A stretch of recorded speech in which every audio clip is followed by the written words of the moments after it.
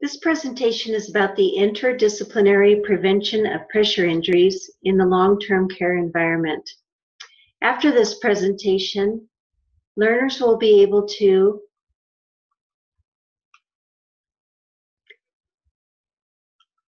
define pressure injuries, their prevalence and incidence, define interdisciplinary care, explain the benefits of interprofessional collaboration and its role in pressure injury prevention, identify risk factors for pressure injury development, and analyze the level of risk of pressure injury development to an individual resident. Why pressure injuries? Because they are common, costly, deadly, and preventable. The Joint Commission says they are one of the biggest challenges faced by healthcare organizations today. It is estimated that 2.5 million people develop them per year in the United States.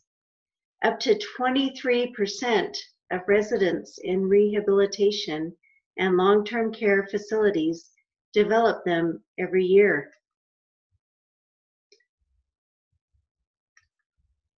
It is estimated that treatment of these injuries costs the United States healthcare system $11.6 billion per year. When acquired in a healthcare facility, it is considered a hospital-acquired condition and it is not covered by Medicare or Medicaid.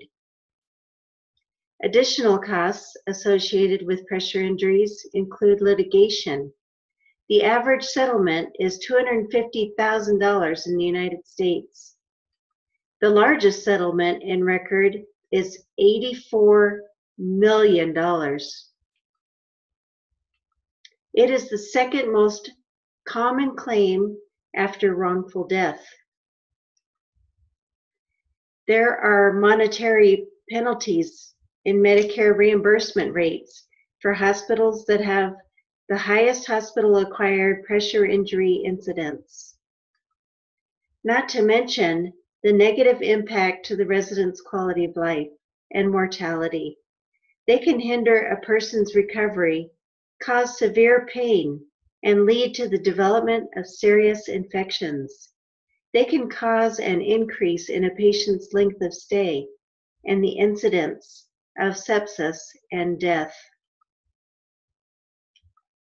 It is estimated that 60,000 patients die per year in the United States from complications related to pressure injuries. And yet they are preventable. This may be accomplished by interdisciplinary care. This problem does not belong to any one group of care providers. Why consider interdisciplinary care? Pressure injury prevention and care is very complex. Patients are presenting with more complex and chronic health issues, and the aging population is increasing.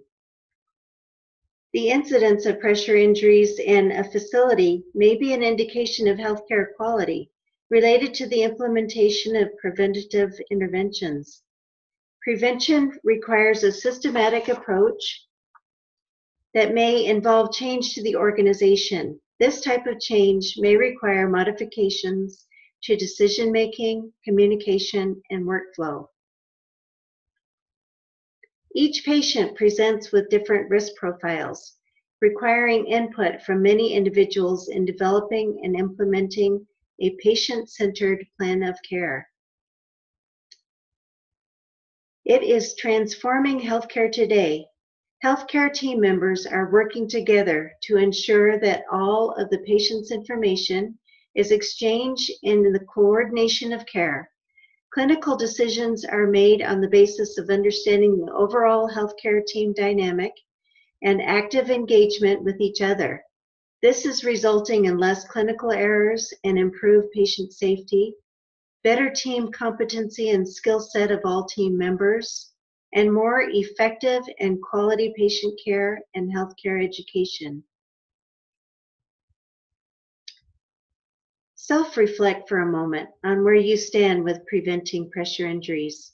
Ask yourself, do you believe pressure injuries are a problem in your facility? Do you believe you can have a role in preventing pressure injuries? How do you rate pressure injury prevention in your list of priorities? What is an interdisciplinary team? The European Wound Management Association defines it as a consistent group of clinical professionals working together and with the patient, guided by specific team functions, working as one collective group, and creating new interventions with the goal of favorable patient outcomes.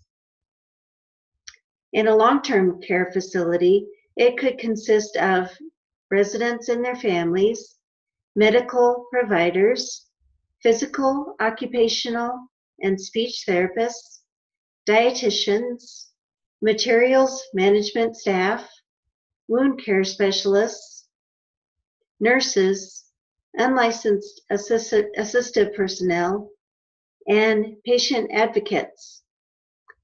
Patient advocates can be instrumental in bringing information to the table regarding the resident's perceived needs and treatment goals, resulting in the most appropriate healthcare services for that specific resident.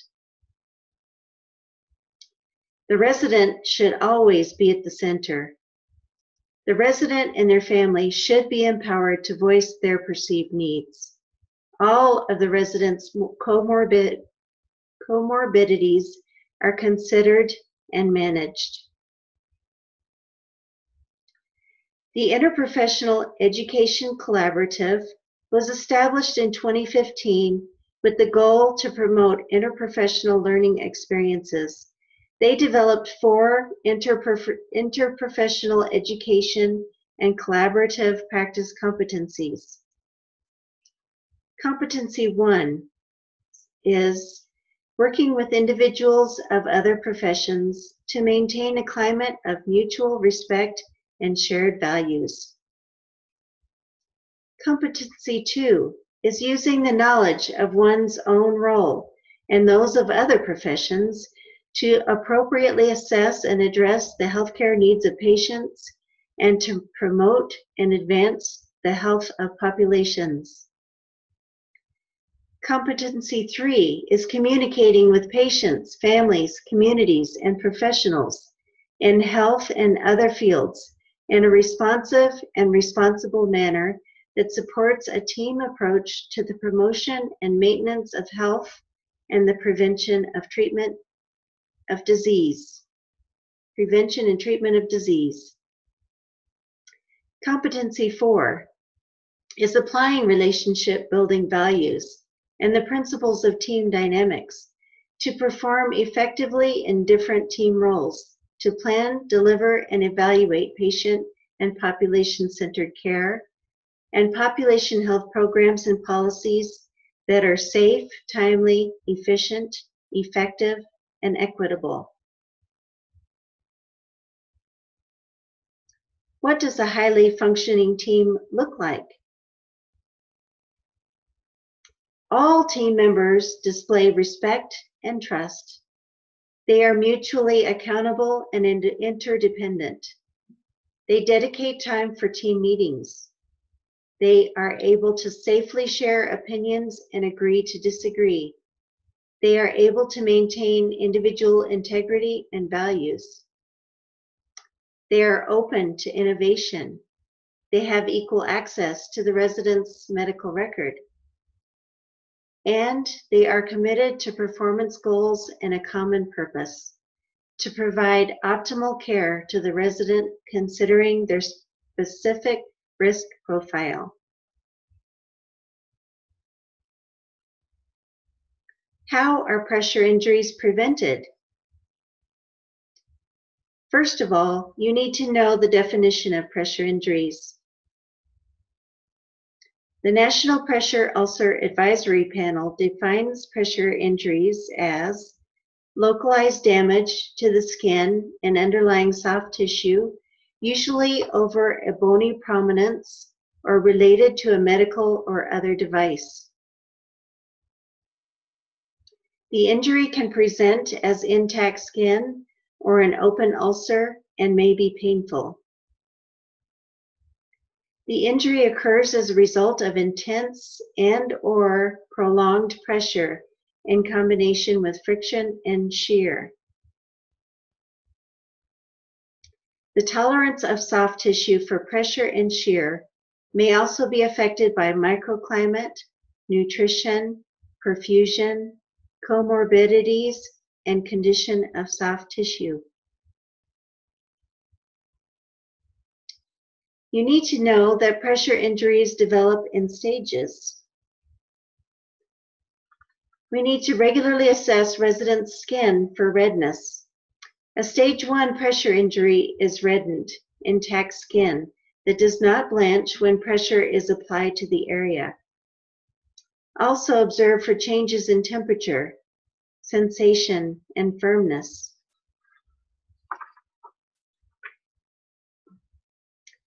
You need to know and manage the risk factors of pressure injury development. Each resident must be evaluated to identify the risk of pressure injury development so that preventative interventions and appropriate referrals to specialists may be initiated. Risk factors may be categorized as intrinsic or extrinsic. Intrinsic factors include severe chronic conditions such as diabetes, stroke, renal disorders, spinal cord injuries, dementia, and peripheral vascular disease. These disorders affect perceptual capacity, level of consciousness, mobility, blood circulation, sensation, electrolyte and protein levels, and the ability to be mobile. Acute illnesses such as hip fractures, pneumonia, and anemia make a resident a high risk for pressure injury development as well. More than 4 active comorbidities drastically increases the resident's risk. Extremes of age, greater than 75 years, can lead to decreased respiratory function, tissue oxygen, proprioception, balance, muscle strength, sensory function, and reduced mobility. The skin has decreased thickness, elasticity, and collagen, and becomes more fragile and susceptible to abrasions, ulcerations, and shearing forces.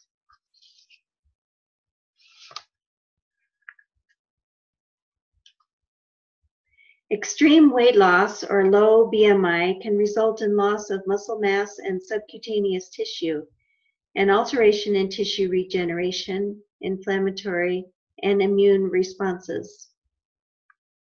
Dehydration is a result of inadequate fluid intake, fever, profuse sweating, heavily draining wounds, diarrhea, and vomiting, which can lead to decreased skin elasticity. Lack of support with eating and drinking, poor dentition, and dysphagia can contribute to these issues.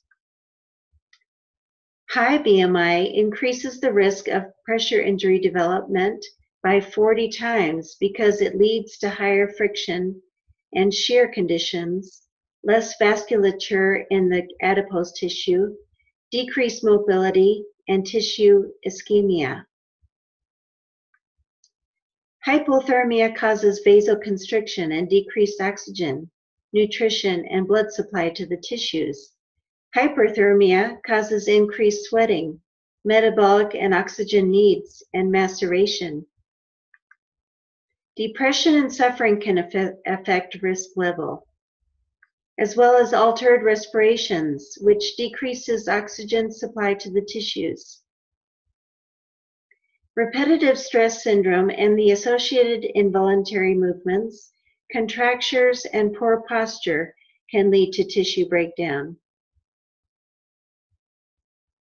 Pain can hinder the ability to implement the plan of care in turning, repositioning, and mobility. and sensitive skin may indicate a need to reposition the resident more frequently. Extrinsic factors include being bedbound or chair-bound. This leads to reduced mobility, muscle atrophy, and decreased immune response. Decreased physical activity can also lead to decreased physical structure and intolerance for activities of daily living, increased tissue pressure, and dependence on staff and equipment. Pressure, friction, shearing, restraints, garments, transfer slings, and support system used to relieve pressure while in bed or in a chair may actually increase pressure over surrounding areas, impeding normal osmosis and diffusion, cell deformation, and tissue perfusion. Inappropriate or non-functioning equipment and mattresses may be a factor in increased pressure to bony prominences and improper positioning. They should be inspected frequently for leaks and bottoming out. Improper body alignment impacts function and weight distribution. Lack of turning aids may increase friction. Infrequent position changes and positioning with the head of the bed greater than 30 degrees increases contact pressure. Heels need to be offloaded at all times due to the small amount of subcutaneous tissue and risk of ischemia with minimal pressure and shear forces. Incontinence and poor hygiene may lead to irritation, maceration, fragility, and microorganism colonization on the skin. Using appropriate incontinence products such as pH balanced and non-sensitizing skin cleansers, moisturizers when the skin is dry, and skin barriers with essential fatty acids prevents maceration, maintains skin nutrition, hydration, and cellular resistance. The use of too much skin barrier products may compromise the absorptive capacity of briefs. Some incontinence products and too many layers may produce pressure, friction, and shear. Massaging skin that is inflamed and fragile may cause increased tissue damage. Some medications, such as those that affect the skin, polypharmacy, and sedatives, affect skin. Sedatives decrease mobilization and sensation of pain and increase tissue pressure, leading to interference with wound healing. Negative cultures can lead to high staff turnover rates, workloads, and call-out response times. A positive work culture is one that provides organizational support and commitment and non-threatening lines of communication throughout the organization. It promotes safety, accountability, commitment, and autonomy. Inadequate human resources affect resident care. CNA turnover rates can be as high as 80 to 85% in long-term care facilities due to staffing levels and workload. Long-term care nursing staff time should be increased by an additional 20 minutes per resident per day for residents who are at high risk for pressure injury development. Inadequate financial resources include the lack of skin care and incontinence products and equipment.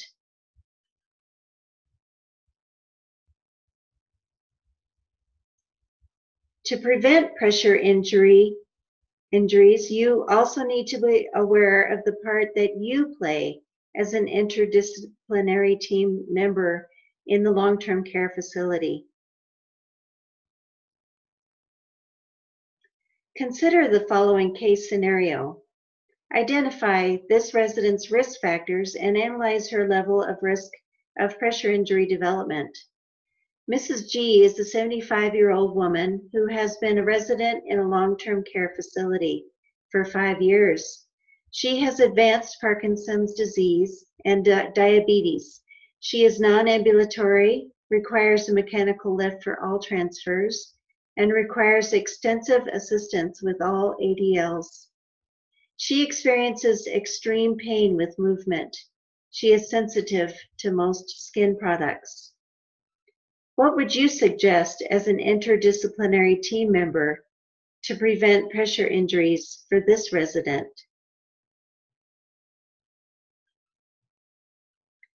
Here are some examples of innovative prevention interventions that were developed when interdisciplinary professionals collaborated with patients to improve their quality of life.